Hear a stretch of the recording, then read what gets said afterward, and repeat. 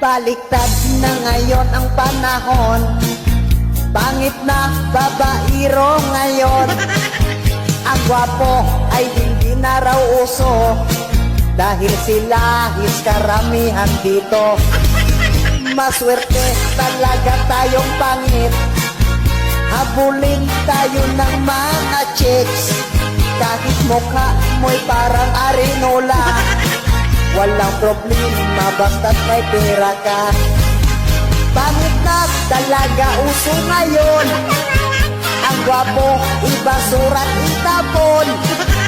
Malas raw kung gwapo ang boyfriend mo, wala raw bawas mga support ito. Si Dailin, gwapo raw kanyang boyfriend, nang diri siya tuwing pagsapit ng dilim. Ang ari raw nito ay maliit,